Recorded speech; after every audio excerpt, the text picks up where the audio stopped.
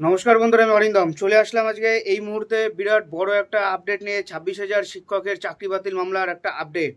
যোগ্য শিক্ষকদের চূড়ান্ত তালিকায় ঠাঁই পেলেন কতজন, জেনে নিন হিসাব। আন্দোলনের মাঝে তৈরি যোগ্যদের চূড়ান্ত তালিকা তৈরি হয়েছে, কিন্তু কতজন ঠাঁই পেলেন?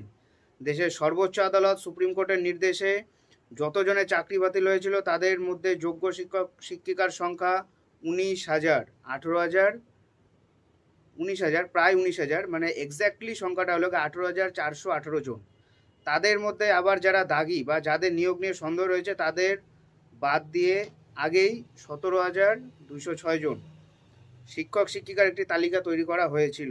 গত মঙ্গলবার রাত থেকে জেলায় জেলায় যোগ্য চাকরি প্রাপকদের নামের তালিকা পাঠানো শুরু করা হলো। স্কুল সার্ভিস কমিশন সূত্রের দাবি, অন্তত তেমনটাই শোনা যাচ্ছে। সেই যোগ্য তালিকায় নাম রয়েছে 15,403 জন শিক্ষক শিক্ষিকার।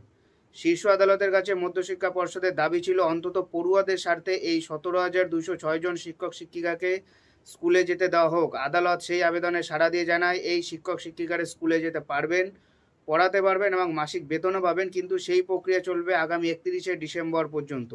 এই সময়ের মধ্যে টোটাল নিয়োগটা কমপ্লিট করতে হবে।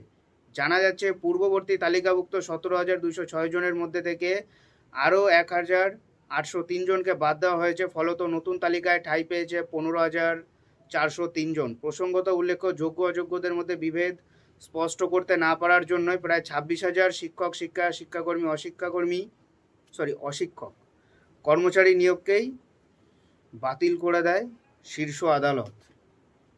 তো এক্স্যাক্টলি সংখ্যাটা কত দাঁড়ালো? 15,000 সামথিং। পুরোপুরি মানে 19,000 যেটা দিয়েছিল সেটা কিন্তু হলো না। এর মধ্যে নিয়োগ হয়ে যাবে। এটাই হলো আজকের আপডেট। এরকম আপডেট পাওয়ার জন্য চ্যানেলটা সাবস্ক্রাইব করে আমাদের পাশে থাকুন। দেখা হচ্ছে পরের ভিডিওতে। ভালো থাকবেন সবাই। নমস্কার। জয় হিন্দ। বন্দে মাতরম।